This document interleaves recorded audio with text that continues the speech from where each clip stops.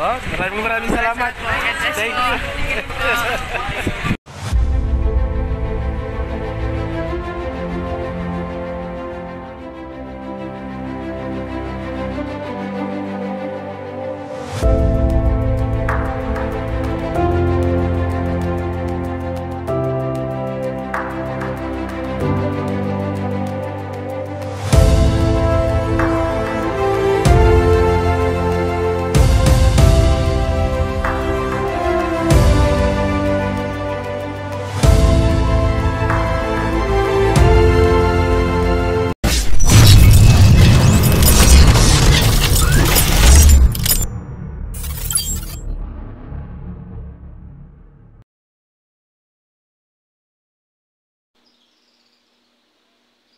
Hello guys! Welcome to my YouTube channel. This is Kuya Potpot Vlog at meron na isang reaction video. No?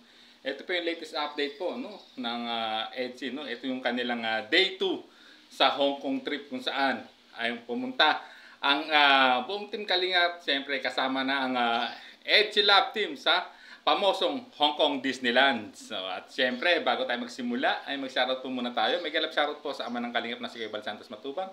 Ate Edna Vlogs, Kalingap Rab, 10 ng kanyang mga kasamahan. At siyempre, mega love shoutout po sa lahat po ng sumusuporta sa buong Team Kalingap. Isang mapagpalang umaga po, tanghali o gabi mga Kalingap, saan man kayo sulok na mundo naroroon. Naway lagi po kayong gabayan ng ating poong may kapal.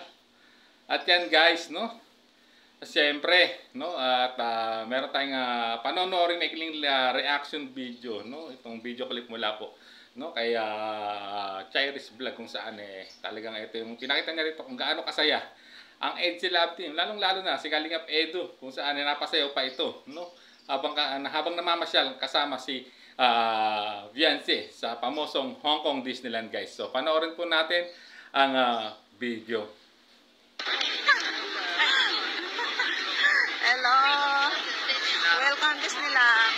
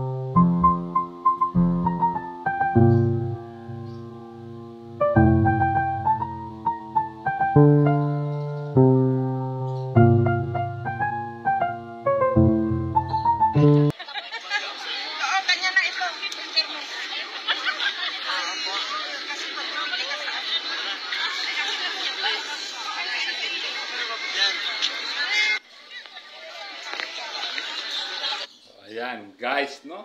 At nakita natin, no, na talagang grabe, no? Enjoy na enjoy po ang Team Kalingap, no, sa pagbabalik nila, no, sa Hong Kong, lalo-lalo na rito sa Hong Kong Disneyland, kung saan pangalawang punta na nila, no? Noong nakarang taon ay nagpunta sila, kaya lang hindi lang ata sila nakapasok, no? Hindi naman ata sila pumasok sa loob, kundi sa labas lang. Pero dito ngayon pangalawang pagpunta nila, lalong naging masaya, no?